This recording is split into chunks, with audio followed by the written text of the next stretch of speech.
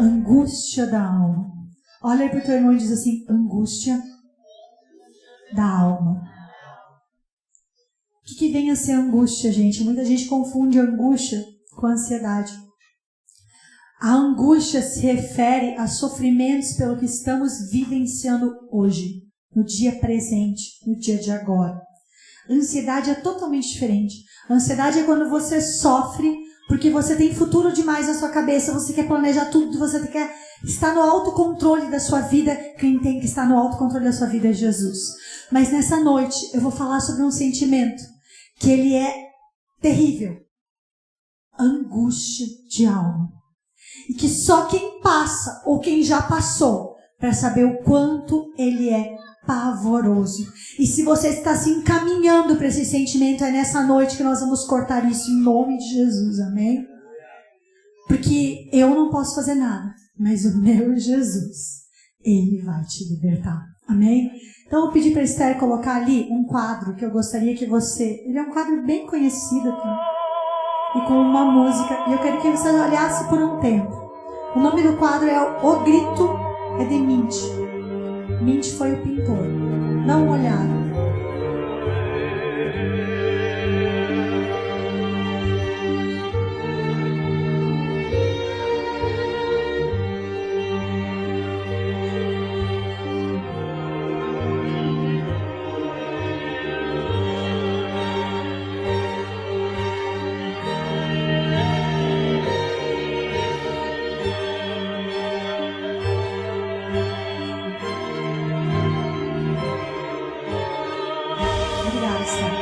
Pode tirar a música, deixa só o quadro. Dá para, através da música e do quadro, ter uma noção do que é angústia? Esse quadro foi pintado por esse pintor num momento de angústia, de sofrimento, de muita dor. Se você der uma analisada, você vai ver que não tem nada concreto. Vocês estão vendo que ele não consegue enxergar nada de forma concreta? Está tudo abstrato, está tudo distante, está tudo em forma de grito. É um grito de angústia, um grito de dor. E talvez você entrou aqui nessa noite com este grito de angústia, com esse grito de dor, com esse grito de sofrimento. E eu vou te apresentar Jesus, aquele que pode te libertar, aquele que pode te curar, aquele que pode tirar toda essa dor, todo esse sofrimento e lança fora. Mas para isso nós vamos ver alguns casos na Bíblia, para você ver que você não é o único. Muitos passam por isso. E o primeiro que eu vou ver é lá em Gênesis 15. Se você quiser abrir comigo, pode abrir. Se não tem problema, eu vou ler. Gênesis 15. Eu vou ler o 1 e depois eu vou ler ali o número 8 e 9. Diz assim, nós vamos falar de Abrão. Não era Abraão ainda. Abraão é pai na fé, pai de multidões. Eu estou falando do simples Abrão ainda. Quando ele recém tinha saído da terra dele, da parentela dele. Vamos ler o número 1? Depois disso, Abraão teve uma visão e nela o Senhor lhe disse: Abraão, não tenha medo. Eu o protegerei de todo perigo e lhe darei uma grande recompensa. E Abraão responde: Ó Senhor meu Deus, de que vale recompensa se eu continuo sem filhos? Eliezer de Damasco é quem vai herdar tudo o que eu tenho. Tu não me deste filhos, e por isso um dos meus empregados, nascido na minha casa, será o meu herdeiro. Passa em casa, você pode ler a Bíblia, tem um costume. Vou ler lá onde eu quero chegar. Versículo 8. Ó Senhor meu Deus, como posso ter certeza que essa terra será minha? E o Senhor respondeu: traga para mim uma vaca, uma cabra, uma ovelha, todos de 3 anos, e também uma rolinha e um pombo. E parei por aí. Depois você lê em casa, para conferir o que eu vou falar. Abrão tinha obedecido à voz de Deus. Ele era um homem de Deus. Tinha feito uma aliança onde Deus disse para ele: sai de onde tu estás. Sai da tua terra, sai da tua parentela, vá para onde eu te mostrarei. E ele largou tudo, e foi. Só que chegou um momento que, por mais que Deus tinha falado com ele, ele começou a se sentir angustiado. E esse capítulo inteiro, se você vai ler, é Abraão num momento de angústia tremenda, porque apesar de ter obedecido a Deus, ele não enxergava futuro. Ele não via futuro nos seus feitos. Ele via que Deus abençoava ele, mas o que ele mais queria, ele não tinha. E Deus não tinha prometido ainda para ele filhos. E ele dizia para Deus, Deus, olha a idade que eu já estou nessa época. Ele estava em torno de 75, 80 anos. E ele começa o capítulo questionando Deus e dizendo, Deus, como é que vai ser o meu futuro? Um empregado vai herdar a minha herança? Como é que tu pode dizer que eu saí da minha terra, da minha parentela, que tu vai me abençoar, que tu vai me dar toda essa nação? Que Deus fala para ele ali no 2, 3, 4, 5. Se eu nem filhos para herdar isso eu tenho. E ele estava numa angústia de alma, triste. Tanto que ele chega a dizer a Deus, tá bom, tu tá falando tudo isso, mas como é que eu sei que tu realmente vai fazer? Ele estava num momento difícil da vida dele, talvez como você está hoje. E Deus fala para ele, faça uma oferta para mim, da cabra, da rola, do coelho, coloquei tudo aqui, da bezerra de 3 anos. Um dia eu posso parar só aqui e só explicar qual era a função de cada um deles. Mas não vou me deter nisso hoje eu quero me deter no momento de angústia que Deus libertou Abraão. E ele diz, Abraão, tu pega cada uma desses animais, que naquela época era assim, por isso que eu botei os altares. O altar era feito, era colocado o que tu iria oferecer para Deus. E se Deus recebesse e te desse a resposta, o altar, não sei se dá para ver bem aqui, ele pegava fogo e Deus respondia. E por incrível que pareça, quem pediu para ele fazer o altar? Deus. E Abraão, como sempre, creu e obedeceu. Foi lá, fez tudo como Deus mandou. Depois você pode ler em casa. Faz o altar, coloca lá os bichinhos na sequência que Deus mandou e começa a orar a Deus. E isso é de manhã. E começa a orar a Deus, angustiado, porque ele queria resposta, ele queria ter certeza de que ele estava no caminho certo, ele queria ter certeza de que Deus era com ele, e pasmem, Deus não respondeu. Chega o início da tarde, Abraão começa a se irritar, pode ler, porque acontece o quê? O que ele fez com os animais? Não botou lá vivo, ele sacrificou, só que os animais começaram a apodrecer. E quem começou a vir? Pode ler ali. As aves, os abutres, os urubus começaram a descer e comer as peças das carnes. E Abraão tinha que enxotar para poder salvar o sacrifício que ele tinha feito.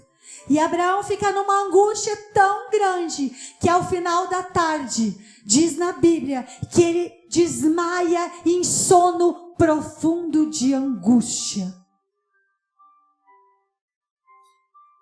Talvez você esteja que nem Abraão hoje, você serve a Jesus, você conhece Jesus, você sabe que Ele pode fazer tudo por você, você sabe que o Espírito Santo está com você, mas você tem orado tanto, você tem buscado tanto, e você não vê respostas da parte de Deus. Deus está demorando e parece que Ele nem mais está te escutando. Ele está distante. Ele está longe, você vem no culto e um te fala, creia, o milagre vai acontecer. Outro te fala, é só um tempo, espera, Deus vai agir. Mas você não consegue mais entender o porquê do silêncio de Deus. A angústia está tão grande, tem demorado tanto para vir a vitória, que você já perdeu o ânimo de viver. Você está numa angústia absurda, que você às vezes se tranca e só chora. Você não tem mais forças para ir para o trabalho. Você não tem mais força de alegria de viver. Você tem que puxar de qualquer lado para poder disfarçar a tristeza que está dentro de você. Porque Deus tem se calado. Deus tem ficado por um tempo em silêncio. Porque a gente tem mania de achar que a hora que a gente ora é naquele segundo que Deus tem que operar. E às vezes não é assim. Às vezes Deus permite a luta, permite a dor, para você entender que quem está no comando da sua vida é Ele. E diz que quando Abraão desmaiou no sono profundo, Deus que é Pai, que não deixa um filho sequer desamparado, veio lá com uma tocha de fogo, queimou tudo, e Abraão acorda com o cheiro da carne cozindo e o altar incendiado para a honra e glória de Jesus. E Deus chega para ele e diz: Abraão, eu te falei que eu vou te dar essa terra, eu te falei que vai ter herdeiros, mas agora eu faço uma aliança contigo e eu confirmo tudo. Eu queimei o holocausto, levanta dessa tua angústia e anda agora, porque eu vou te dar o teu herdeiro. Talvez você está me escutando e você pensando: Abraão é fácil, pai da fé? Não, não é fácil. Para nós é fácil, se for comparar. Porque eu e você, pelo menos eu nasci na igreja, você vem para a igreja, quem nunca ouviu falar de... Não, tô falando sério, nunca viu um milagre de Jesus, levanta a mão. Nunca viu um milagre. Quem já viu milagres e milagres de Jesus? Você já viu? É fácil crer. Abraão nunca tinha visto. Ele simplesmente cria. E talvez você está nesse tempo e dizendo: Deus, eu não aguento mais. Deus, eu não tenho mais forças. Acabou, chegou no meu limite. E Deus vem te dizer: não chegou no limite não.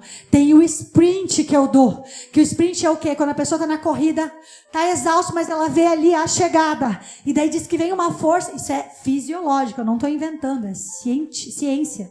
Diz que vem um sprint de força absurdo que o corredor consegue ir lá e ultrapassar. É o último limite, é a última força. Você acha que você chegou no limite, mas Deus está ajustando as coisas para você não só ser abençoado como você vê, mas para você ser mais do que abençoado. Deixa Deus trabalhar no tempo dele. Ele ajusta as coisas. E ainda Deus disse para Abraão uma profecia futura. Ele diz: Abraão, eu não só vou firmar a tua descendência, que vai ser numerosa como... Mandou olhar as estrelas do céu, mandou olhar a areia da terra, todo mundo sabe essa passagem. Conta, tu não consegue contar, assim vai ser sua descendência. Ele não só falou isso, como ele revelou para ele que a descendência dele, 400 anos, ia ficar em escravidão no Egito. Tudo nesse capítulo, gente. E que só iriam retornar para essa terra depois de que lá os amoreus fossem totalmente justiçados por Deus. Ou seja, Deus não faz nada no nosso tempo. Ele faz no dele, sabe por quê? Porque no nosso tempo vai ter algum probleminha e alguém vai dizer assim: foi um milagre, mas ela conseguiu por causa daquilo. Foi um milagre, mas foi só porque tal pessoa ajudou. Deus não opera assim. Quando Ele opera justificando. Não tem ninguém que pode falar nada, não tem ninguém que possa fazer nada, porque Ele vem com o seu fogo santo e Ele dá o milagre na hora certa. Então, se você está num momento de angústia, de dor, as pessoas te olham, te perguntam por que você está assim e você nem consegue falar. Você talvez nem consegue mais falar com Deus. Você está angustiado, está naquele momento enxotando aves. Os abutres têm vindo e têm dito: tu vai na igreja para quê? O que adianta? Está sempre assim, está sempre igual, não muda. E você vai olhar e vai dizer, mesmo sem forças: o meu Redentor vive. E Ele vai se levantar. Sabe qual é o problema? A gente começa a olhar ali para a oferta, que nem o Abraão, para o problema, e começa a ver que tem abutre, começa a ver que está demorando. Mas Deus pediu para fazer isso, mas por que está demorando? Porque Ele vai fazer completa a obra. Não desanime do teu marido, não desanime do teu filho, não desanime no teu trabalho. Deus é contigo e Ele vai te levantar. O segundo exemplo que eu quero falar nessa noite, primeiro então é Abraão.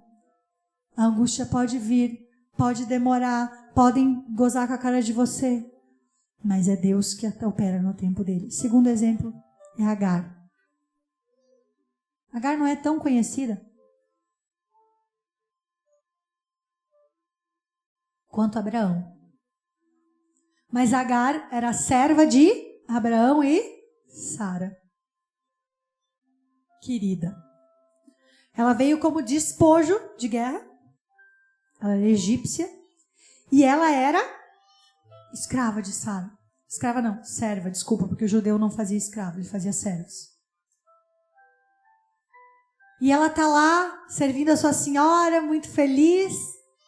E um dia, vou contar rapidinho o resumo, Sara resolve fazer o quê? Dar uma ajudinha para Deus. Ela vê que ela tá velhinha, Abraão também tá velhinho, que Deus deve ter se enganado quando disse que eles iam ter um filho. E ela faz o quê? Abraão, Deus disse que nós ia ter um herdeiro. Mas tá difícil, né? A gente já tá quase aos 90 ali, né? Eu vou te dar a minha serva, Agar. E ela vai ter um filho e vai ser nosso herdeiro. É quando a gente tenta, não sei você, mas eu já tentei ajudar Jesus algumas vezes e ó, só se ferra. E Sara faz isso. E daí o pessoal julga um pouquinho Agar, mas eu amo Agar. Porque, coitada, ela tinha a opção de dizer, não, eu não quero, para mim ele que nem um pai. Tinha? Não. Ela foi obediente. Foi lá, se deitou com seu patrão e teve um filho, Ismael.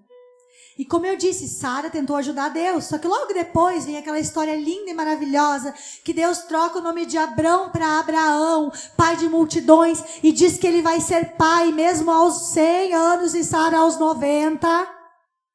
E realmente se concretiza, nasce Isaque, o filho do riso.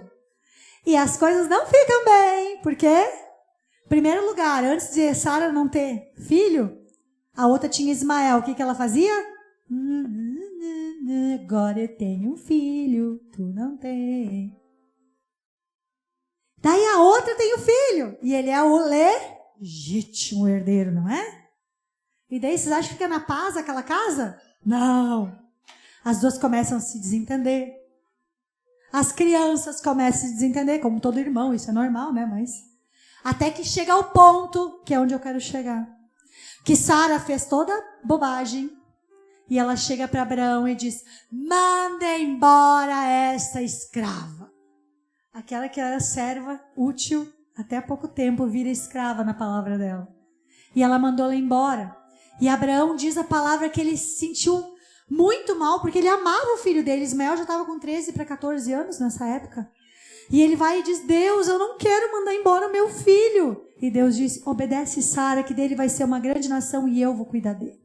E é aqui que eu quero chegar. Agar sai com um pedaço de pão e um odre de água em meio ao deserto. E chega a uma altura. Ela já estava angustiada, com certeza, porque imagina, uma mulher no deserto com uma criança, um pouquinho de água, um pedaço de pão. Chega uma hora que acabou a água e acabou o pão. E ela não vê mais nada. O que ela faz? Deixa Ismael chorando, como se fosse aqui, e diz que um tiro de arco de flecha. Ela vai, anda longe e deita chorando, porque nem mais Deus ela achava que escutava ela. E Deus vem e diz, Agar, Agar, o que tu estás fazendo? O Abraão me mandou embora para morrer e eu deixei meu filho bem longe para não ver ele chorar. Eu escuto teu menino chorando e esse não é o teu fim, meu amor. Eu vou cuidar de vocês porque ele é meu herdeiro também por causa de Abraão. Abre os teus olhos e olha o que tem na tua frente. Quando ela abre os olhos, ela enxerga uma linda fonte de água. A fonte de água foi um milagre de Deus? Ela já estava ali. Só que a angústia, o medo, a preocupação, a tristeza nos tiram a visão. Primeiro a gente começa só a chorar, não entendendo por que Deus não fala. Por que Ele está calado? Por que Ele não está agindo? Depois a gente começa a pensar que Deus nem existe mais, que Ele nem nos ouve. E a gente começa a não enxergar mais o óbvio. Eu sou filho de Deus, eu tenho direito à herança, Jesus é comigo. E fica como Agar, chorada, debulhada ali em choro, e não enxergando que no lado dela, na frente dela, tinha uma fonte que jorrava água, que ela pôde encher o seu odre e o odre do seu filho, os dois tomarem água, e além disso, sobreviver no deserto. Diz que ele foi pai de multidões, diz que ele é pai dos islâmicos, né? E virou um grande flecheiro no meio do deserto, que não tem nada, gente. Deus proveu a vida dele. Talvez a angústia tenha tirado a tua visão, como tirou a de Agar, mas é nessa noite que Jesus e o Espírito Santo vai renovar a tua visão em nome de Jesus. Espiritualmente você é filho de Deus com direito à herança. Você não pode se abater por qualquer coisa. Jesus é com você e é hoje que Ele vai te curar. E o terceiro exemplo e o último dessa noite, Marta. Ontem ainda preguei sobre ela lá na igreja de Santo Antônio. Eu gosto muito da Marta. Miriam. Sei que ela teve momentos ali que ela estava tarefada demais e tudo, mas para mim ela é uma pessoa louvável, porque ela quer ajudar, ela quer servir, ela quer louvar, ela quer fazer as coisas, só que ela acaba se passando, porque ela faz demais. Só que eu não vou falar dessa parte de Marta. Quem lembra quem era Lázaro? O irmão de Marta e Maria. Diz lá em João 11, Jesus está indo com os seus discípulos, fugindo da Judéia, porque acabou de quase ser apedrejado, e chega um recado dizendo, teu amigo, as irmãs deles mandaram dizer que teu amigo Lázaro está para morrer. E Jesus olha para os discípulos e diz assim, ele dorme e eu irei ressuscitá-lo. E continua caminhando. Daqui a pouco Jesus faz o que tinha que fazer, e ele olha para os discípulos e ele diz, agora vamos, porque nós vamos lá ressuscitá-lo. Pode ler, João 11 inteiro, nessa sequência. E os discípulos acham o que com a fé deles? Tu vai lá, entendeu? A gente vai lá ser apedrejado e morrer e ressuscitar com ele na glória. Jesus olha para eles e diz, não, nós vamos lá ressuscitá-lo, para que a glória de Jesus transpareça e vocês vejam também. Só que daí entra a minha personagem amada Marta, querida. Muito fácil julgá-la. Mas você tem um irmão que provê tudo dentro de casa. Naquela época a mulher não podia prover. E ele se vai. E o teu melhor amigo, Jesus era amigo. Ele jantava com eles, comia. A Bíblia diz e faz questão de enfatizar que ele era amigo de Lázaro e de Maria e Marta. E elas veem que no momento de maior dor, maior tristeza, maior aflição, morre o irmão delas e cadê Jesus? Imagina a angústia. Tu acreditar que Jesus ia chegar a tempo para o teu irmão não morrer, mas ele não chega.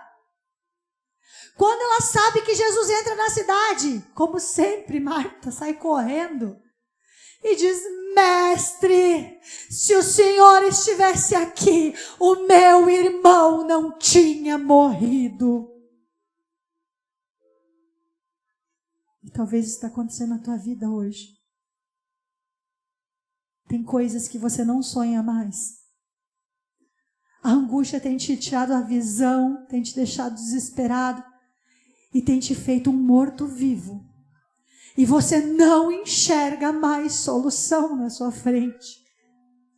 Olha o que Marta faz. Jesus olha para ela e diz, Marta, eu irei ressuscitá-lo. O que ela responde? De tanta angústia, tanta cegueira, tanta morte. Ela olha para Jesus e diz, sim, eu sei que um dia no juízo meu irmão vai ressuscitar.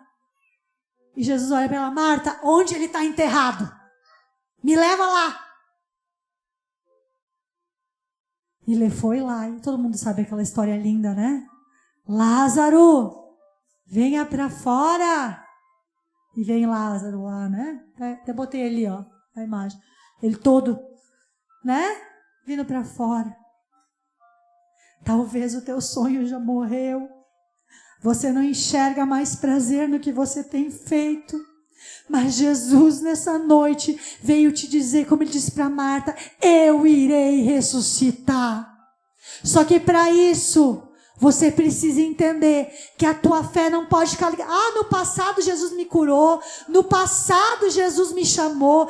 Eu já tive grandes milagres. Porque se Jesus quisesse, se Jesus pudesse. Não, Jesus quer e é hoje que Ele vai fazer. Tira a tua fé do passado e profetiza mesmo sem ver. Isso é fé. Jesus quer operar um milagre. Ele quer tirar você desse túmulo caiado e quer te ressuscitar nessa noite, para que você não viva mais como como é que é o nome daquele que as crianças chamam, Nata? Que é morto-vivo? Zumbi. As crianças sabem, eu não é da minha época, da época deles hoje que vem um zumbi assim. Eu já tive muitos anos assim, anos não, meses na verdade, graças a Deus, Deus me livrou. Um zumbi. Pastora, tu não buscava Deus? Buscava. Pastora, tu não orava? Orava. Mais do que eu oro quando eu estou bem. Só que às vezes a impressão que a gente tem é que o céu se fecha. O céu se cala. A gente não consegue mais ver o que a gente via. Não acontece da nossa maneira. Daí vem o quê? A cegueira espiritual. Não tem jeito mesmo. Nada mais. E a fonte do lado. E daí o pior, se torna um morto-vivo automático. Oi? Tudo bom? Tudo bem? Jesus veio para tirar você dessa situação nessa noite. E eu não estou falando porque eu quero me gabar, eu estou falando porque Ele mandou eu fazer essa pregação, porque Ele disse para eu fazer, porque Ele iria libertar almas e vidas nessa noite. Se você está angustiado, triste, abatido, o teu sonho já morreu, você diz, não tem mais jeito, nunca mais eu quero ver aquele homem na minha frente. Jesus vai fazer aquele homem brilhar na sua frente e você vai voltar a ser casada com Ele. Ele vai ser transformado por Jesus. Se você desistiu do seu filho, não tem mais jeito, larguei de mão, Jesus vai trazer ele para sentar do seu lado aqui na igreja. Você olha para os teus contos e está um desespero. Jesus é aquele que vai fazer o impossível por você. Só que para de querer arquitetar e dar ajudinha. As ajudinhas que a gente dá fazem o quê? Põe a bênção para mais longe, só causam confusão. Deixa Deus operar na tua vida. Deixa Jesus te ressuscitar nessa noite. Deixa Ele te levantar. Você sozinho não vai conseguir. Deus vai te dando sinais, pequenos sinais do amor dEle. É uma cura aqui, é um abraço de um irmão ali, é outro irmão que vem e te diz que te ama. É o teu filho que te abraça antes de dormir e diz, mamãe, eu te amo. E aos poucos Deus vai reconstruindo junto com a oração que nós vamos fazer hoje. E você vai vir aqui dar o testemunho, sim, eu estive no vale da sombra da morte, mas Deus me arrancou de lá. Porque as coisas não são como nós queremos, é como Deus quer, porque para Ele é perfeito. Para encerrar, eu quero ler o versículo com vocês. Ih, fiquei pequena aí. Abre lá em Isaías 40. Abre tu ali. Ficou pequenininha ali. Isaías 40, 29 a 31. Eu vou ler e você repete comigo quando eu falar. Ele fortalece ao cansado. Dá grande vigor ao que está sem forças. Até os jovens se cansam e ficam exaustos. E os moços tropeçam e caem. E agora repete comigo. Mas aqueles que esperam no Senhor renovarão as suas forças, voarão alto como águias, correrão e não ficarão exaustos, andarão e não se cansarão. Consegue botar lá para mim, Esther? Para eles poderem ler ali? Se for NTLH é melhor, mas se não, pode ser qualquer versão. Você precisa entender esse versículo nessa noite. Deus vai operar na tua vida. Talvez você está insaciável. A angústia tem te deixado de uma maneira que você acha que roupas vão te tirar disso. Você acha que, sei lá, sexo vai te tirar disso, álcool vai te tirar disso. Não, é Jesus com o Espírito Santo dele. Nada sacia o homem, nada cura o homem, a não ser o Espírito Santo de Deus. Amém? 40:29, meu amor. 40:29. Fechou? Tem problema, não tinha avisado ela. Porque a minha lâmina tinha, mas ficou muito pequena, né? Aos cansados ele dá novas... Não. Vocês vão ter novas forças ou vocês vão ficar dormindo? Aos cansados ele dá novas... E enche de energia os fracos. Pode ir para a próxima. Até os jovens se cansam e os moços tropeçam e caem. Mas... Pode ir para a próxima.